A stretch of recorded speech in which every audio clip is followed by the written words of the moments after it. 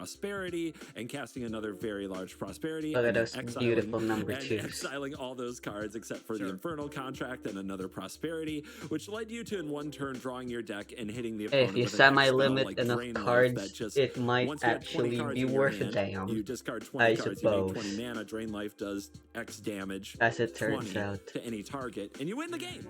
So, good old pop-off solitaire combo that happening as early as turn 3 was a little too good for the block constructed format. And Prosperous Bloom was still a pretty popular deck. They just found other ways to buy time and do the thing. Squandered Resources was the card that made it happen too soon for Wizards' liking. Squandered Resources got banned. Interesting. So it's not that they didn't necessarily want this combo to exist in the game. It's that they didn't want it to happen as early as Squandered Resources allowed it to. Yep, they were like, combo cool, early combo scary, no likey. It's interesting because like I feel like Yu-Gi-Oh philosophy, they would just ban the Cadaverous Bloom, but because like that seems to be the source of all the degeneracy in this combo here. But you know, obviously never the ban list, you know, philosophies of these companies never really align with the players, you know, logic ever. So I get it, it makes sense, but I don't know if I agree with it. I agree that some of these things were pretty wild back in the day, but it's also like Magic is the first like TCG doing this right. thing. They have nothing to like look at real for reference. time. Yeah, exactly. They gotta figure it all out.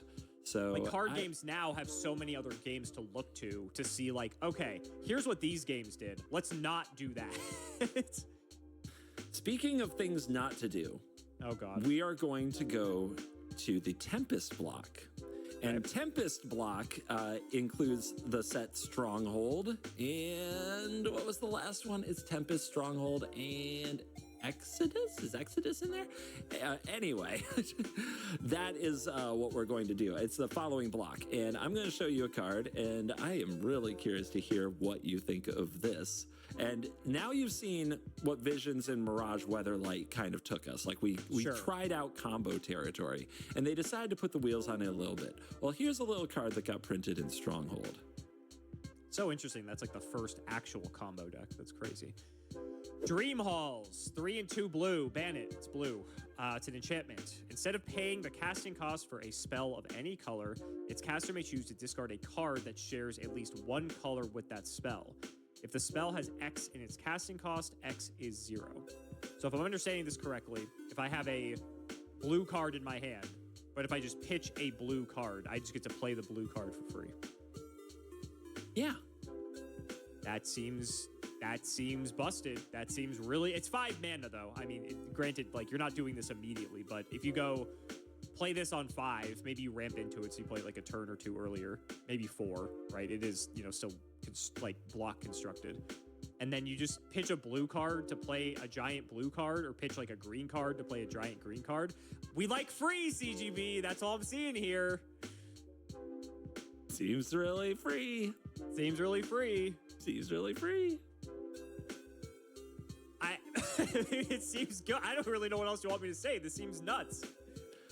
Banned in Yu-Gi-Oh! Yeah, like, I mean, I guess everything's free in Yu-Gi-Oh! But, like, yeah, all the alarm bells are going off, huh? Yu-Gi-Oh! There wouldn't... How would we have this in Yu-Gi-Oh?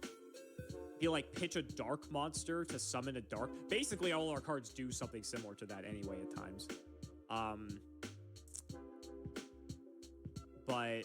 Yeah, I don't know. Like, in Yu-Gi-Oh! I don't even know if this would be good, because everything's just so free anyway that I don't even think this would matter all that much. But if you're talking about a block-constructed set, like, I can imagine you just do this, and then, especially, well, we're past the point of, like, prosperity being legal because we're in a different block. But if there's other cards, like, because you have a bunch of draw power in your game, surely over the course of the turns you're assembling this, you play this, and now you have just some giant idiot that you can just play for free in addition to that. And you can keep going. It's not like it says you can only do it once, so you can play like multiple big things and just dump your hand. Who cares? It's block constructed. They're not going to have that out. That seems nuts. Yeah, it's pretty wild. Seems nuts. But You're going to say it's awful. No one bannable? played it. I think it's bannable. So banned? I'm going to say in. banned. You're going to be like, this card's awful and no one ever played it. So yeah, I'm in. This card was awful. No one ever played it in Tempest block at all. Which is, actually 100% true. And let me show you the card that was not banned instead. Or let me show you the card that was banned. I was going to say the Tempest card block. that was banned instead. This is a card I showed you at a different time, so it wasn't what I led with. Got it. Oh, Cursed Scroll, my second favorite to Dingus Egg. Great. Yeah, I remember this. 1 mana artifact, 3 and tap. Name a card. Target opponent chooses a card random from your hand. If he or she chooses the named card, it deals 2 damage to target creature or player. Yep. That is the card that got banned in Tempest block. That's because disgusting. That is what they were afraid that every game would turn into now too fast. Empty your hand and then burn them out with no counterplay. And in that meta, Dream Halls was slow. Now Dream Halls would not survive in other formats. Okay, so other formats, this card's good. Okay, thank you. Oh my god, yeah. The standard deck I had with Dream Halls was toxic, dude. It was so toxic. What are you summoning off of Dream Halls? Or you're what not. Are you casting? Because you're not. Just draw spells. Oh, you just draw. Okay, that's you good. Just draw more cards. That's good. Yeah. That's all you do. All you do is draw more cards. That's so crazy that even in like I don't know what to do format about with this. such a small card pool that this card was not good. That's insane to me. Do you want to know what the win con of the Dream Hall deck in Standard was? May I show you this? This was the win con. It's the most expensive pot of greed to ever see competitive play. Inspiration, 3 and a blue for an instant. Target player draws 2. Okay, I mean, but if it's, Eventually, you have so many cards in your hand. Yep. From doing all the drawing stuff yourself and ways to recur your graveyard. You just mill your opponent and draw more cards. You start targeting your opponent with inspiration until they die. That's it. That's unbelievable. That's the deck. And that is toxic. The pieces weren't quite there in Tempest block. Actually, the decks that dominated Tempest block were decks built around this card. This is very funny. We have a Yu-Gi-Oh card. This is his exact title. Recurring Nightmare. This is 2 and a black and is very small on my screen. For an enchantment, sacrifice a creature, return Recurring Nightmare to its owner's hand. Put target creature card from your graveyard into play. Oh, that's nuts. Yeah, okay. Sure. So this limited format, had a friend of yours that was legal in it named Hermit Druid. Remember that card? Oh my god, that card's that old? Yes. I didn't know that. Yes. Okay. So, yeah, the decks that did well in this format would use Hermit Druid, just put all of their pieces in the graveyard, and there would be combos, there would be interaction, and they would use Recurring Nightmare to just keep getting back whatever they needed. If somebody were to Dream Halls, they'd just Recurring Nightmare into, like, something that killed it or some other disruptive piece. They did not care. These are the decks that dominated. This is just convincing me more and more that green, blue, black is the Yu-Gi-Oh color combination. That's all I'm going to say. It certainly seems like it is. Tempest block was a really weird time, and over time, every deck kind of devolved into this reoccurring survival deck. Is what they called it, because another card in that group is Survival of the Fittest, which have I shown you Survival of the Fittest? It doesn't sound familiar. I might someday. I'm going to keep that one on the sideline, but it was a really sweet combo card. So you know what? Tempest was a weird time. They banned Curse Scroll because games might be too fast. They ended up in reoccurring Nightmare Slogs, and the combo decks just couldn't take off when the creature decks had access to everything all the time. It was kind of a crazy format. I think you might have liked it. I hated it. It reminds me a little of Tier Laments now, looking back, but not as fast. Just very glacially slow. And with much less text. Oh, no. Yeah, the Tier Elements format was crazy in terms of speed. So, but we will move along. We'll find another format. We are going to go to masks. So we're going to skip a Saga block.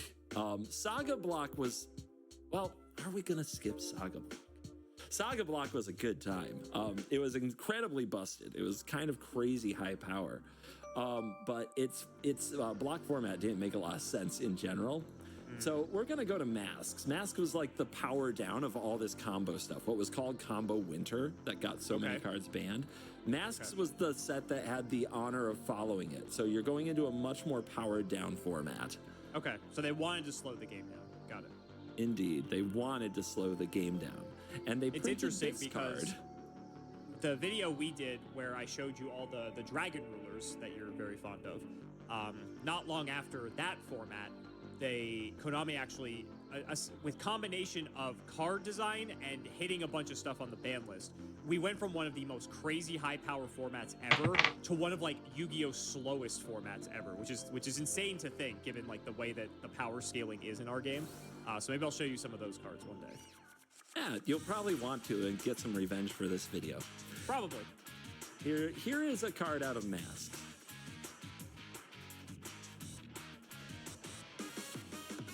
Rishadan Port. Rishadan Port. Rishadan is said a lot. Rishadan? Rishadan? Interesting. It's a land that taps to add a colorless mana to your mana pool, and then one and you tap this to tap target land. Huh. That seems like it could be a problem if you're able to, because you can play 4 of these, right? Nothing's stopping you from doing that. Except its price tag at the time. Oh. Yes, the true gatekeeper of card games. The all-powerful credit card. I see a world where this, like, soft locks your opponent. If you have a bunch of land, you have, like, a big threat. And then if you have a bunch of these ports, you just tap down your opponent's stuff, and now they can't play big thing or thing to like kill your thing or to stop you from doing your thing. That seems very toxic. That seems very Yu-Gi-Oh! In some ways. Kind of strange for a land, but okay. You need resources, right? If you can't use your resources, so like that, like the equivalent is like in Yu-Gi-Oh! When we have all these like stacks cards that say like, oh, you can't like special summon or you can't use spells or whatever, right? And so that's what this reminds me of, but like for your game, because like since everything's free in our game, it's kind of just worded differently. But the end result is the other player can't play the game, which is what you're going for. I could see this following suit with the Dream Halls, where this is really good, almost broken in like other formats, but then like maybe bad in the block constructed format. Because with the speed of other formats and your ability to like ramp or just do a million other things, this could possibly get out of hand. But is it good enough for block construction? This just seems just like a really good land, all things considered. This card's probably like $4 billion in real life.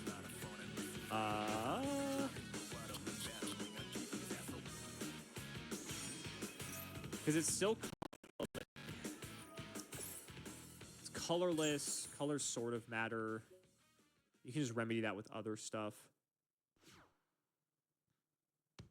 I'm just thinking if you get into a point where you stick a thing that's hard to kill, or even that's not hard to kill, you stick a thing, and as long as you're able to untap, like, with that thing unthreatened, then at that point your opponent is basically in this, like, weird check scenario where you can just keep tapping their stuff down, like, every single turn, and that's, like, how you're using your turn, and you're just, like, swinging with, like, a big thing or two, and then you just win because of that, and that just seems, like, unhealthy. I'll say they banned it, sure. And if I'm wrong, that's fine. If anything, this probably got banned in, like, other formats, because this seems not okay. Particularly being a land that taps for colorless, which every deck needs lands, so this can go into any deck. Any deck in the format can play Rishadan Port 1 through 4 if they want to. Port often just acted as if you're behind or even, it's just a land. But if you're ahead, if the opponent misses even one land drop in their first 3 turns, ooh, and you have Port. Oh, get ahead, stay ahead. That was how Rishadan Port worked, and this card did get banned in the block constructed format immediately. Immediately. So it didn't even get to see play? Like, did they like pre-ban it, or did they have like one event and they're like, okay, we have to ban this? That is a good question. From what I'm looking at, it was banned like right when the block format was coming up. So they had a little experience of this in standard before they ran the block constructed format. That's honestly how most of these things would go. The set would come out and the cards would go right into the standard format. So you get to already have some idea about how the cards in the first set, because this is the first Masks set, impacted standard. Then the next Masks set comes out, right? Which is called Scourge. And then they have a block event. They have their first block tournaments. Oh, right, because you need all the sets. Right, that makes sense. So they knew Port from Masks had already messed up standard. So they were ready to drop the hammer on that thing. But they need a little time with the new cards from Scourge. So yeah, Port got the axe really quick. It was like $20 back in the day, which was insane at the time for a standard legal like a rare that you needed 4 of. Yeah. A foil was $25. If you wanted to buy a foil Rashad Import today, you could get one for the low price of $800 US dollars. Great, I'm gonna go pick one up right now. Also, Masks, by the way, were it wasn't the first set, but was one of the first sets to have foils. So foils from back then are very sought after. They're outlandishly expensive. Makes sense. That's so interesting that you didn't have foils up until this point. That's so interesting. Yeah, they didn't figure out the little foily thing until, God, what was it? Was it Exodus that had our first foils? Judgment? No, it wasn't Judgment. But it makes sense, though. It's the first card game. It's the first card game.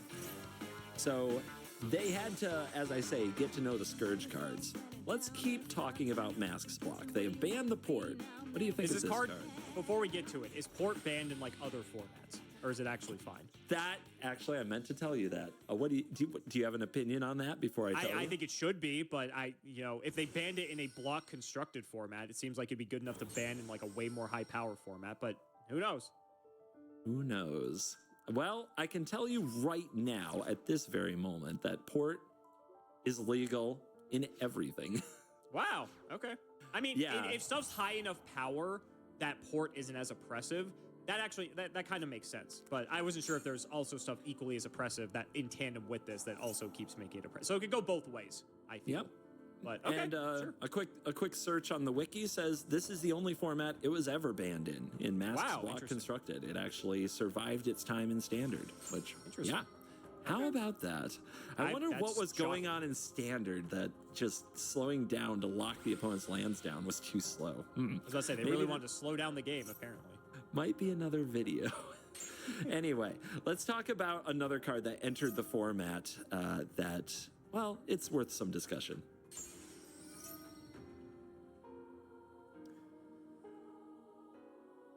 Lynn Civvy? Yeah. Defiant Hero. This is 1 and 2 white for a Rebel Legend. It's a 1/3.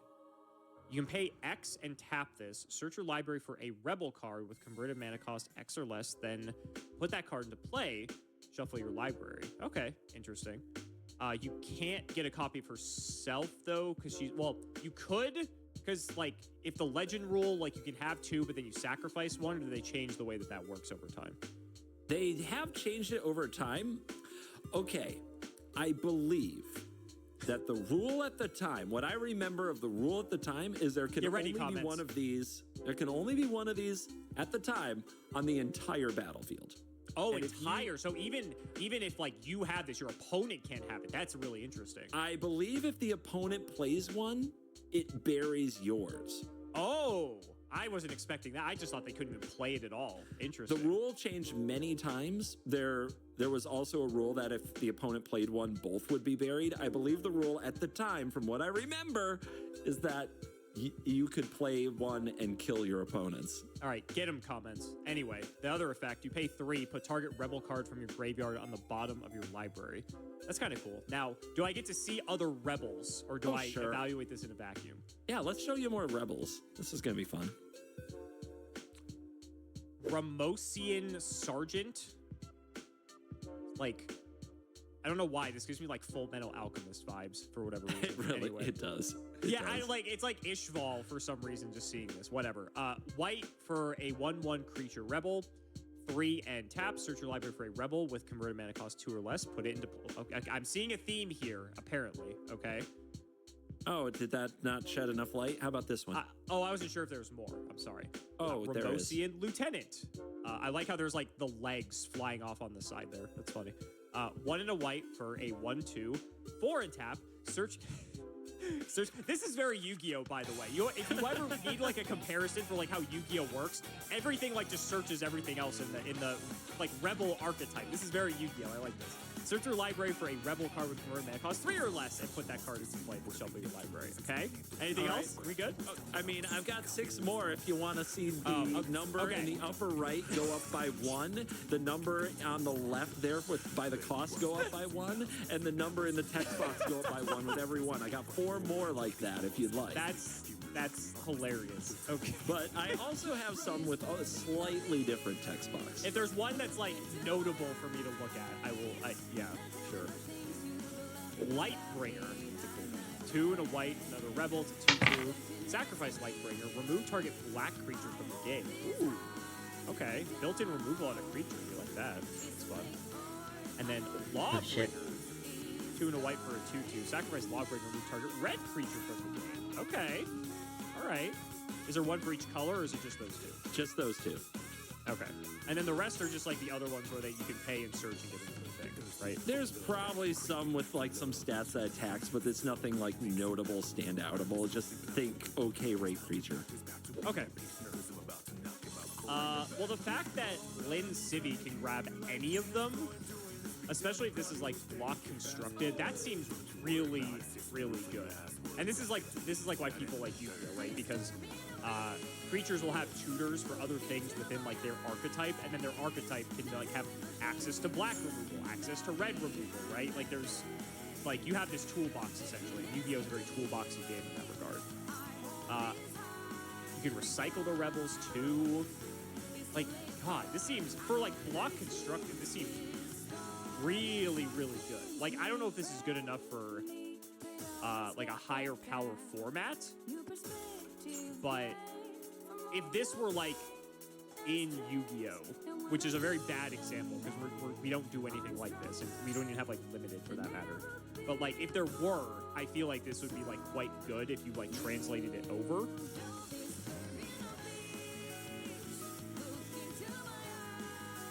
You just keep playing the thing out onto the battlefield too. It's not even like they go into your hand. In fact, you just get to play them immediately.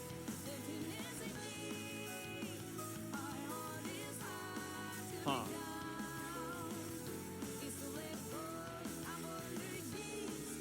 You know, at first I was kind of like... I was kind of in the camp that this card was fine, but like just seeing kind of everything together, like, not constructed, man, this seems really, really good. What's like the power level? Like, so we're out of the Masks era, you said. Are we up in the power a bit here? This is the Masks era, but it's leaving the Saga era. The Saga era was busted. This is supposed to be the powered down era. Okay. This is a big come down from that power, yeah. I mean, yeah, sure. But Saga, even like powered Saga down. era was like, yeah, Saga era was like, oh, we're comboing off on turn 2, stuff like that. Like it was a really wild time to play Magic, and this was trying to get back to the staple like creatures, combat, things like that. Sure. Well, and the fact that, like, another thing that's important here is, like, combat, because, like, in Magic, like, you can choose to just let things live. Like, your opponent doesn't dictate what dies, because, like, the defender has, like, agency. Where in Yu-Gi-Oh, like, the attacking player has agency. So there's a world where you stick Lin Civi, and then, like, each turn you're just doing this. And they can't, unless they have a removal spell, they can't, like, do anything about it. And it's just, like, non-stop. That seems good. That seems really... I don't know. My Yu-Gi-Oh brain, like, is lighting up with this card. I hope it's good. I'll say it's banned. Sure. I wasn't going to at first, but, like, seeing everything, like, contextually, I don't know. It seems pretty good. Yeah, this is... Rebels is one of the times in Magic where, and this is a big reason also that they got rid of blocks that I didn't talk about in the other videos, because this happens a few times in Magic history, where blocks becomes a one deck metagame. Sure. There's I can see there's it. only like, one acceptable strategy. I would be impressed to see what would like go toe to toe with this, because this seems so cohesive. Actually, that's pretty funny. A deck called Rising Waters that just denied all mana. It was just a full-on mana denial, counter everything blue deck was the probably other love deck that got some play. Yeah, Rebels was messed up. Because, I mean, starting from turn 1, they play like the sergeant, and they turn 2, they play the lieutenant, and it's like they're always going to have access to Lin Civvy, so whoever goes first is probably going to have the quickest access to a Lin Civvy. What? And then the idea that you have to get a Lin Civvy to kill Lin Civvy, so the opponent gets a Lin Civvy to kill Lin Civvy, and it's just fighting over who has Lin Civvy on the board. But then something you may have missed. I bet you were waiting to say that. I bet you were waiting to say that. Lin Civvy can put a copy of Lin Civvy back on the bottom of your deck so that Lin Civvy can be sought after by another rebel to continue the chain. That's so funny. So this fight, if you got into a Lin Civvy fight, it's like it could never end. It never ends. Yeah. It never ends.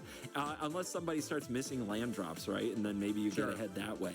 But yeah, the Lin Civvy Rebel deck on its own would tutor up whatever it needed to lock other decks out of the game with cards like Lightbringer or Lawbringer, recurred, just exiling everything they could put out there. And they would be pressured because these are still creatures. They don't always have to be searching. They can be attacking. So you had endless value, you had removal against certain colors, and in the Rebel versus Rebel matchup, you just had an endless fight over who had Lin Civvy. So Lin Civvy was banned in Block Constructed as one of the odder bans in Magic history. That was definitely never banned in Standard or any other format. At any point was this ever necessary again. This is probably bad to say, but if anyone ever wonders what Yu-Gi-Oh is like, aside from the Lin City looping, although at least there have been instances where that's been a thing, just think about a bunch of different Rebel decks going against each other that like do different things, but inherently they all just get access to like all the cards within like their Rebel archetype, and that's like a very adequate analogy, I feel like, for Yu-Gi-Oh. And whether that's good or bad in your perspective of like card games is up to you, but this is like the first time I'm seeing like a whole cohesive archetype of cards. It's like, oh yeah, this seems very Yu-Gi-Oh, even though this is like very old. Like older Yu-Gi-Oh archetypes sort of function like this, and I might show you that one day. Now that we're seeing this gives me an idea for a video. I guess, delighted to have more videos in the tank with my. I'm sure the friend audience is as well, since they seem to eat them up. They do, but I always feel like when I do a video like this that I feel really clever about, there's a repercussion. You know what I mean? I would never retaliate for something that you have shown me in a video, CBB. I'm not that petty. I would never do something like that. So we're going to take a little trip now to one of the more. We did a video about this standard format, about Mirrodin and the Affinity, Ravager Affinity standard format a bit. But we didn't talk about the block. And it was a format they played, and a format that happened. That's always a great way to describe a format. It is. I'm going to start just putting cards in here, and you're just going to start. You've seen some of them before. And you're just going to start letting me know. We're going to look at all of it and see if you can figure out what got banned in this format. I'm just going to tell you right now, something did. Absolutely. Okay.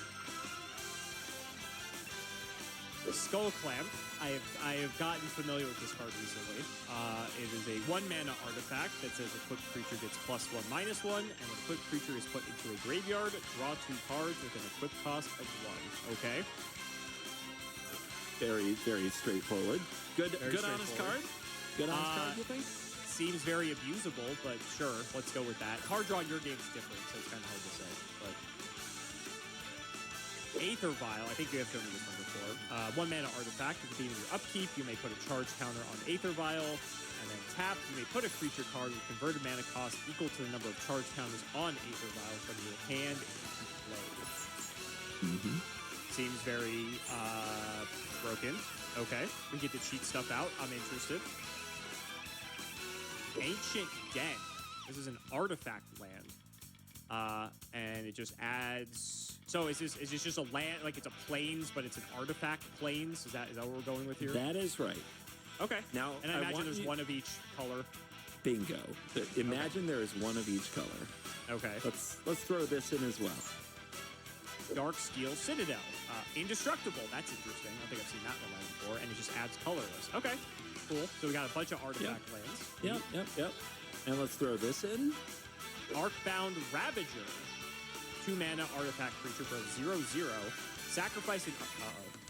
Put a +1/+1 counter on Arcbound Ravager. Okay. And it has modular 1. It comes into play with a +1/+1 counter on it. When it's put into a graveyard, you may put its +1/+1 counter on target artifact creature. So it just moves the stuff from one artifact creature to another. Here's a question. Does it also have to have modular, or is it just any other artifact creature?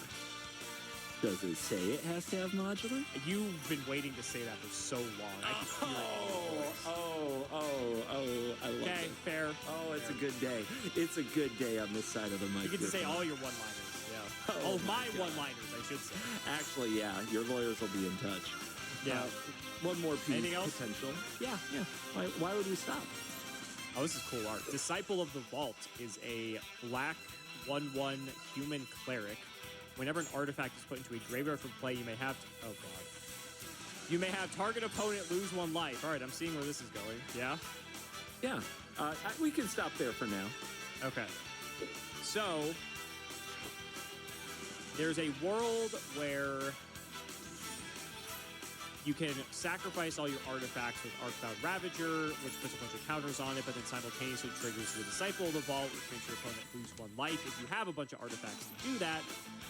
But some of these are cheap, if not basically free, because like Aether Vial can put stuff out for free, essentially. You could also like Skull Clamp things to just like draw a bunch of cards. And then like Modular can like move the +1/+1 counters around to different things. This is like all from the same block or same set. Welcome to Mirrodin and Darksteel. Jeez. Yes. Christ. This is all within 2 sets, what you're looking at right here. These are crazy. Okay. What's the most broken thing here? They're all really good, to be honest. The fact that the lands are artifacts, too, is so funny. That's kind of cool flavor-wise, though, that they're like, I don't know, like metal lands. It's kind of neat.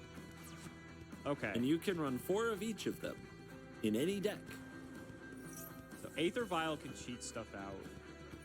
Skull Clamp can get you cards. The Ravager can, like, move its counters around. Kind of But then ridiculous. also be a sack outlet to go for, like, the Disciple, the Vault. Man, like, all of these cards just seem... God, these are all nuts. I don't think Disciple of the Vault got banned. Like, obviously that is a thing that can make the opponent lose a life, but I feel like the enabler, like Arcbound Ravager, is probably the bigger issue here, if I had to guess, because that's like what's enabling the whole thing. And I imagine there might be other applications for the Arcbound Ravager too.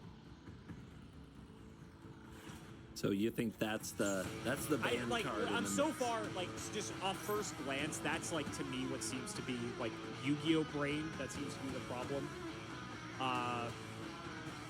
Aether Vial also seems very good because you just get to play stuff for free every single turn. And it's... oh, that just seems insane. And then Skull Clamp also seems really good because it just lets you draw cards.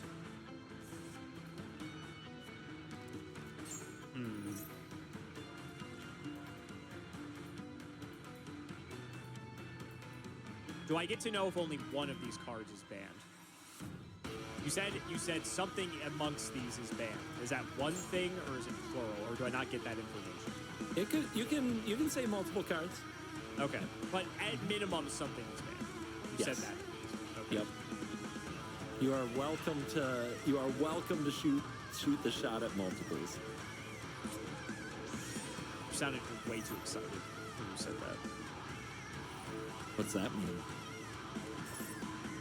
It means you can't wait to hear how bad my evaluation is. Okay, so I think I've written off Disciple of the Vault. I think I'm in the camp of Arcbound Ravager being banned. I mean, you showed me the lands. There's no way they banned the lands, right? I think they could? That seems crazy, though. I feel like if you're making a set like this, you want to have those cards in the game. And if you get rid of Arcbound Ravager, that, like, solves the problem, technically.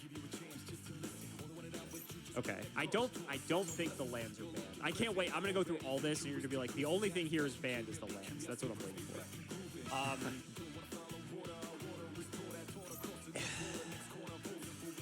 I feel like Aether Vial is also a problem. Aether Vial seems really good. It's just free.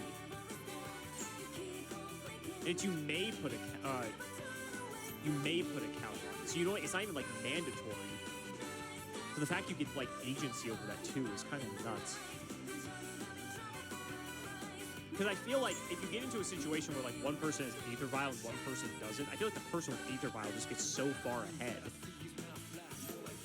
It's kind of a wacky card. The thing you're putting into play doesn't use the stack, so it can't be countered. Oh, what? That's insane. And it can be done at instant speed, including on the opponent's turn. That's nuts. Oh my god. In combat. Insane. I want to play with that card. That card's broken. Skull Clamp. So you can put this on small things to make sure they die to draw 2. And it only has a 1 equip cost. So like if you have some mana and you have a bunch of morons, you can just get rid of them all and just churn them into cards. That also seems really good though, because since it's not like a once per turn or anything, if you just have like 3 1/1s or something, you turn that into 6 cards. I can't believe just draw 2. Like draw 1 wouldn't be fine, but draw 2 seems like mental. Even though in your game you have like a million ways to draw cards, that still just seems, for 1 card, seems nuts. And then it sticks around. Like they have to destroy this, because otherwise you keep doing it. So now I'm in the camp. I think they banned the Ravager. I think they banned Aether Vial. I can't see. I'm thinking Skull Clamp 2. That just like doesn't seem okay.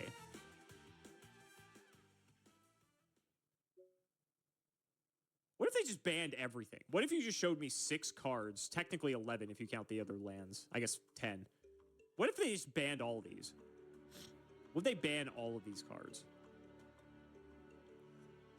That would be radical. Now I'm just like in the mind games here with you. I'm thinking like, would you show me just like 10 banned cards? Maybe. But again, this is block constructed. I think I'm thinking about this in like maybe higher power level format. But maybe these are all... shit, we're playing block constructed. This still seems like the power level just seems nuts. I like how they went from like, okay guys, we're gonna tone the game down, and then you're showing me these next. That's like unbelievable.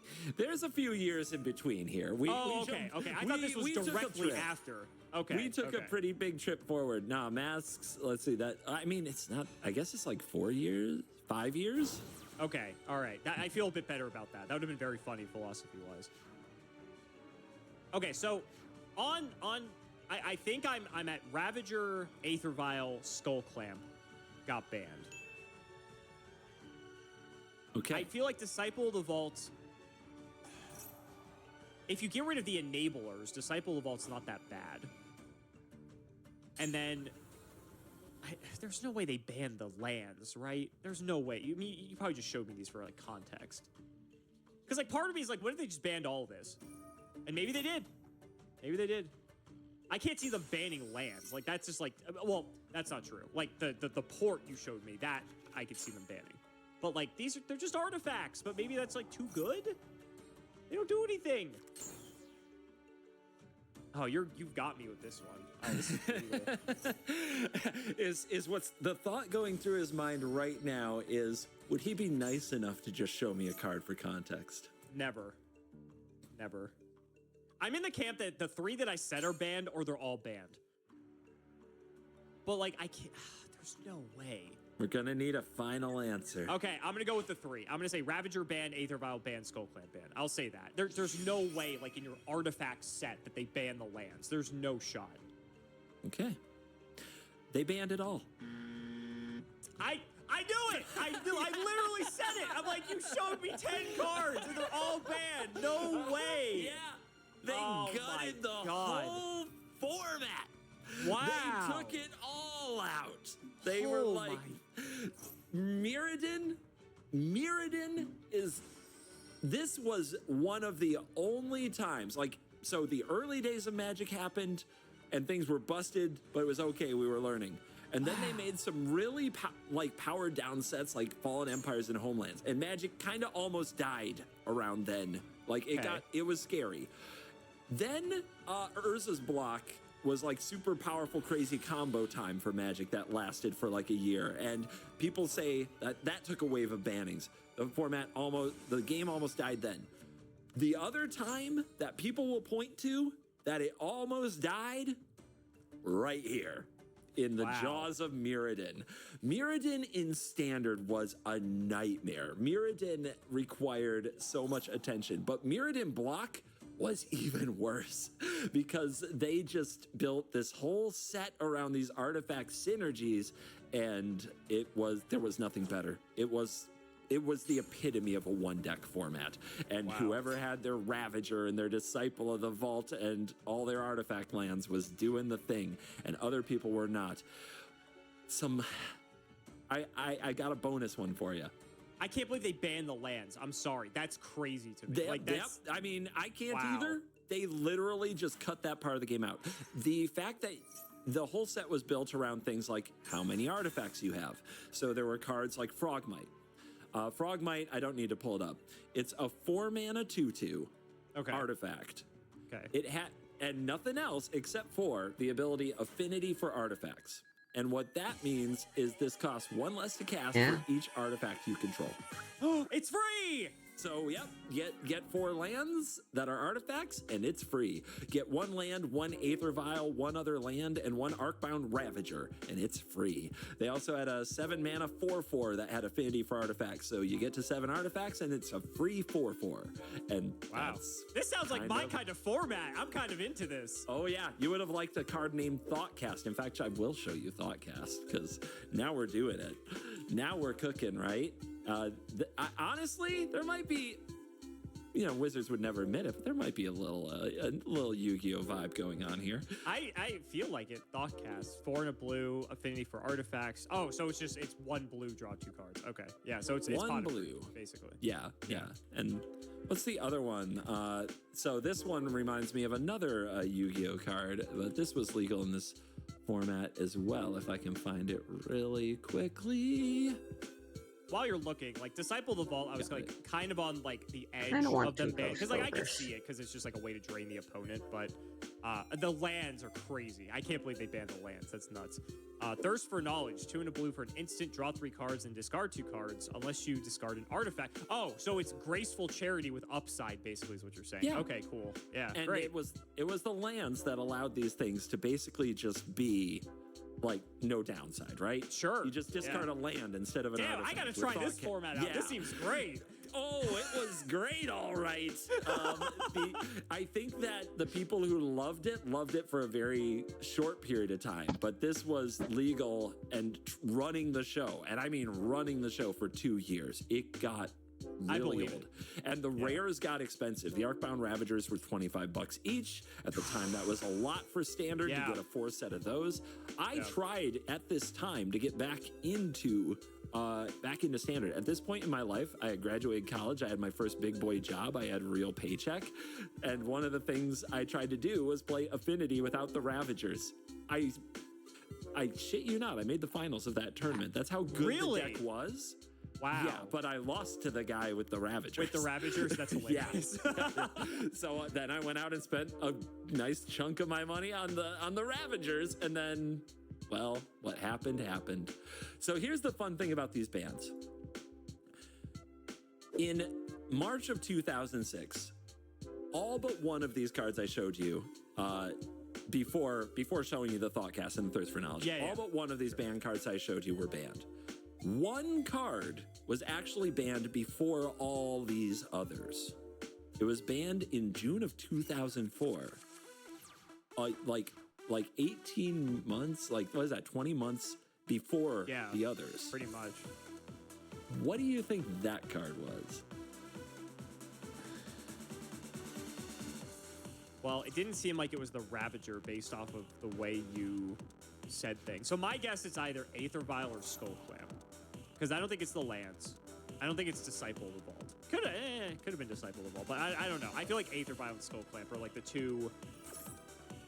Oh man, I feel like these are like two of the biggest problem cards out of the bunch. 20 months before. Jeez. Yep. Shoot a shot. I feel like This they're both really good for like their own reasons. So like in a vacuum, it's hard to evaluate. I want to say Aether Vial just because of like the cheating capability, but I also could see the argument for Skull Clamp because of how much card advantage it gives you. I'm gonna go with my Yu-Gi-Oh brain and say Aether Vial because I feel like that is what we would say. That's interesting. The answer is Skull Clamp. Okay, I can see it. I can see it. Yep. And the reason Skull Clamp was banned so fast is because it was literally a design mistake. Probably one of the only design mistakes on the Nadu level of design mistakes, where they changed it at the last second to try to address a problem with it.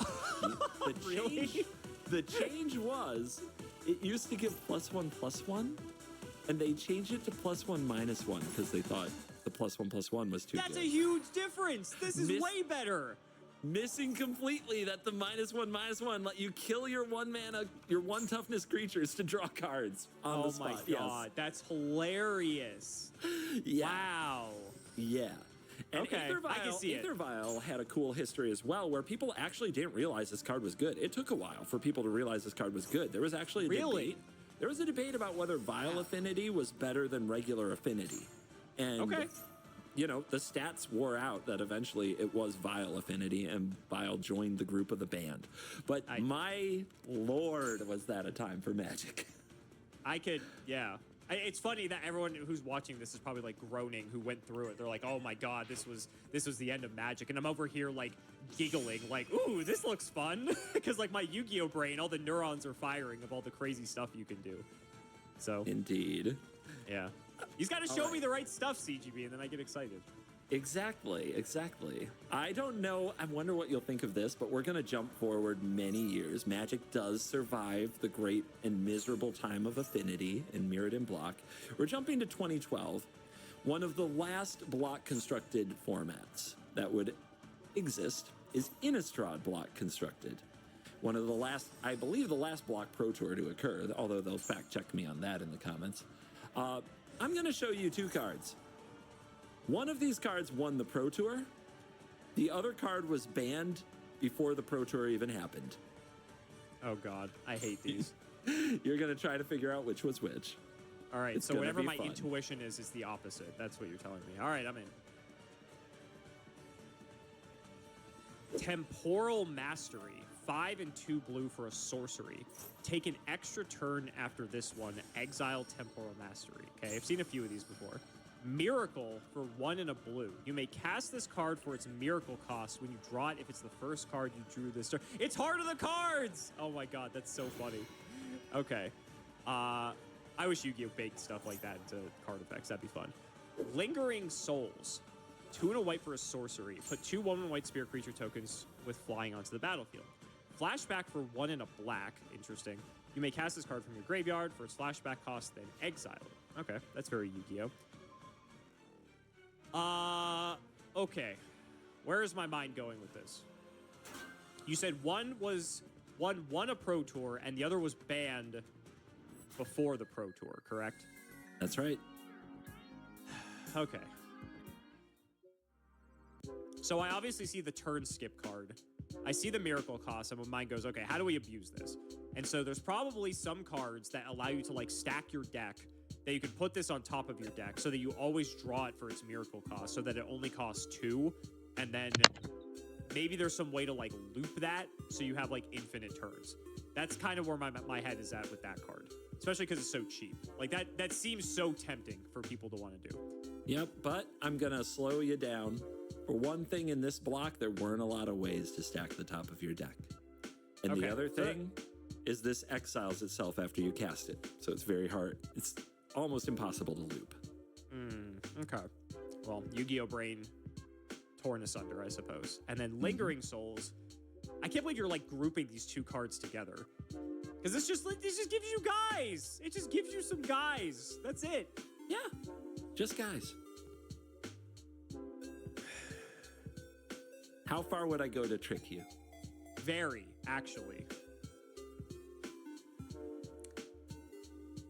God, like, I hate that you put this in here because, like, if you showed me Lingering Souls in a vacuum, I'd just tell you this card's like fine, I guess. Like the fact that this either won a Pro Tour or was banned before the fact is insane to me. Although I guess I could see it winning a Pro Tour. That doesn't seem crazy to me. Because if this wins the Pro Tour, that means Temporal Mastery was banned before the Pro Tour. Which could be the case. Like maybe this is the block constructed Pro Tour, right? Yep, the block constructed. So Pro like Tour. maybe in standard, People are still gonna play other decks. Kind of like There's gonna be a bigger variety of other decks to contend with now. Block constructed thing. And then Lingering Souls was the thing that won. The inverse is that Lingering Souls was so good and Malice that they banned it. still a before big the Pro threat, Tour, but they're not the but then biggest. Temporal Mastery was fine, and that's what won the Pro Tour.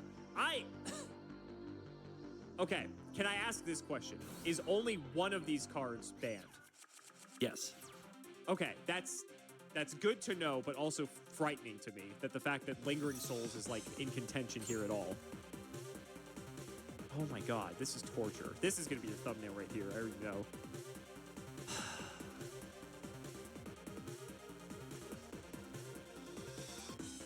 Temporal Runic Mastery Lab wins the might Pro be Tour, great so again. Lingering Souls is banned. Or Lingering Soul wins the Pro Tour and Temporal Mastery is banned. Banishing I feel Malice like- names are still Okay, gonna here's where I'm suck, at. but I feel like you know me well enough by this point that you purposely picked these two cards. And you know my Yu-Gi-Oh! Brain is going to see the extra turn stuff and just light up, and that's going to be what I default to. And I'm going to see Lingering Souls and be like, oh, this card is like whatever, because like who cares about Lingering Souls, right? So you're doing that intentionally, knowing that that's like where my brain is going to go to. So I should pick the opposite, because that's probably the correct answer here. So I can't believe I'm going to say it. I think Lingering Souls got banned before the Block Constructed Pro Tour, and Temporal Mastery won the Pro Tour. Final answer? Final answer. I can't believe you did it. I can't Yes! believe you actually went Yes! so far as to say that Lingering Souls would be banned. Are you crazy? Yes! You're right. Yes! You're right. I did it! They pre-banned Lingering Souls before Okay. the Pro Tour, thinking Please that tell would be me. the problem. Why? Is this just one of those cards where I see it and it's just, my Yu-Gi-Oh! Brain can't comprehend just like good value on a card that's like fine? Is this another Oath of the Mirror Breaker or whatever that card was? Is that what this is? If the format had a lot of really good token makers, would that change your mind? Let me show you another card. Tell me what you think of this. Can you Skull Clamp the Lingering Souls token? The Skull Clamp is not in this format. Oh, okay. thank God. I'm just checking. Intangible Virtue. This is 1 and a white for an enchantment. Creature tokens you control have +1/+1 and have vigil. Like, I see this and I'm like, okay, like, and, oh, your tokens are bigger. Woo, crazy. But This doesn't do anything for you? your 1/1s are 2/2s. Like, sure. That doesn't really. But No, if you no. tell me that's like the craziest thing ever, like, okay, I'll bite. I'm gonna tell you something that's gonna absolutely destroy your brain. Okay. They pre-banned Intangible Virtue too. There is no way that's They true. did. There is They banned- no yes. way that is true. The only two banned cards, pre-banned cards in the format were Lingering Souls and Intangible Are you Virtue. serious? That is true. Yes. In 2012. Yes. This was that good? Despite that, the deck that had a 46% meta share in the first tournament was a red-white aggro token deck that maxed out on this card. But this was like it's Rockstar. Hell right. This art and name goes hard. This is 2 and a red for a 3/3 devil with haste, and whenever a creature you control attacks, it deals 1 damage to defending player. Interesting. So I guess, right, okay, so if you have an intangible virtue, you're paying 5 mana for essentially 8 worth of stats. And then if you have a second intangible virtue, then it's like 12 worth of stats for 5.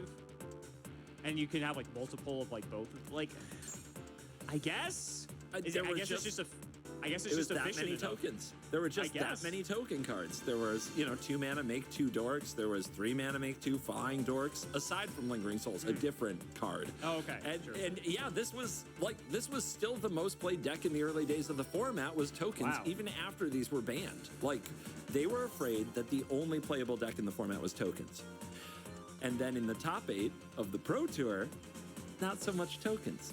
Instead, the deck that won is known as the Miracle deck, which featured 4 copies of Temporal Mastery as well as these cards. And, I can sum them up. Entreat the Angels is a miracle card that when you draw it as your first draw, when you flip it over as a miracle, makes a whole bunch of angels at a ridiculously good rate. It also played this card, which is Terminus. 1 white for a miracle cost. When you flip this over, that just buries all creatures. It was a blue-white control deck that just tried to sit there playing really bad draw spells and stall for time. Like, stall and stall for time until it top-decked miracles at the right time and overpowered the opponent. Wow. That's really interesting, though, like, for a concept for a deck, though. So Entreat the Angels is like the bomb, basically, and then you just, like, swarm the field with these 4/4s that they just, like, can't deal with.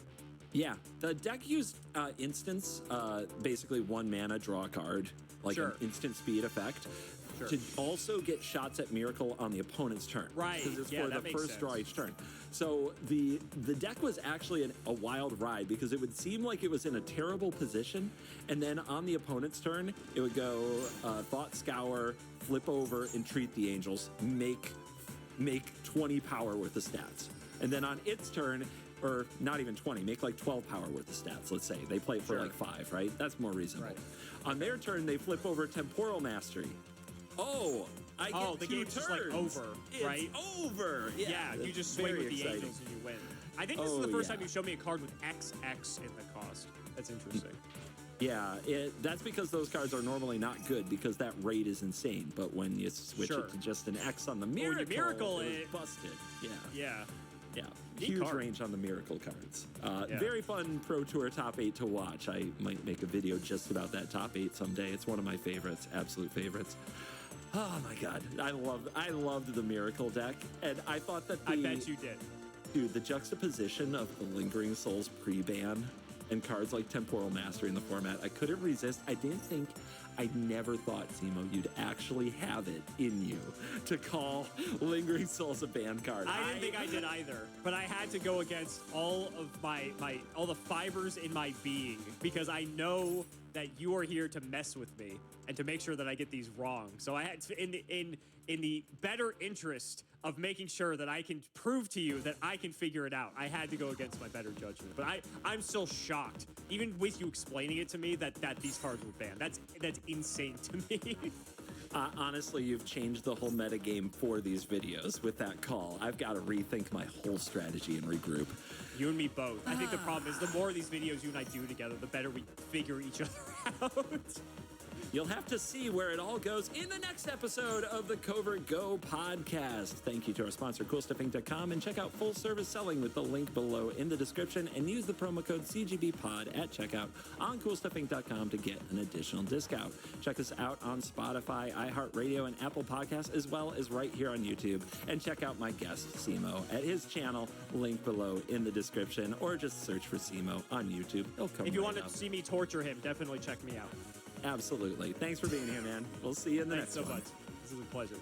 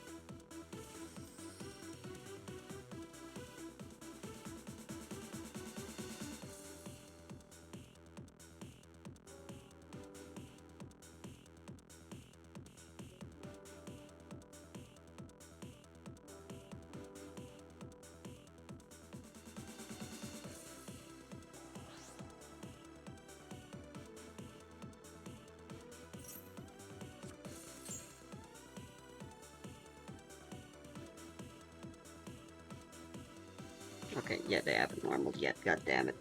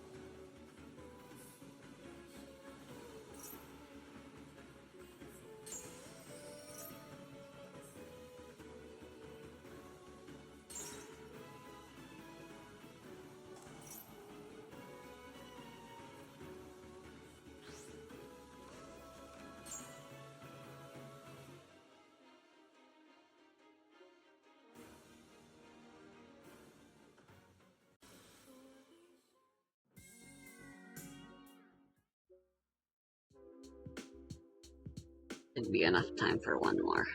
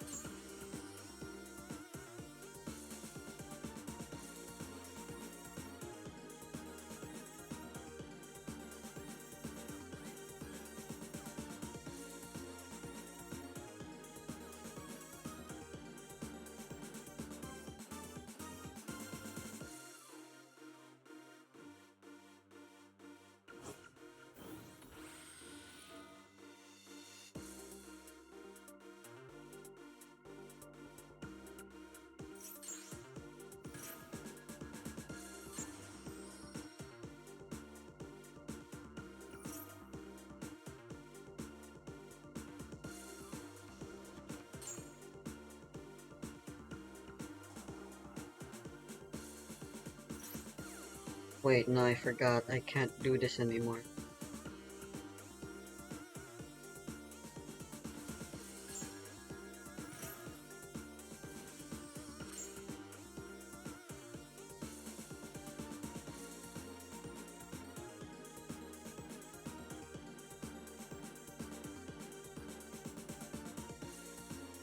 I don't have follow-up.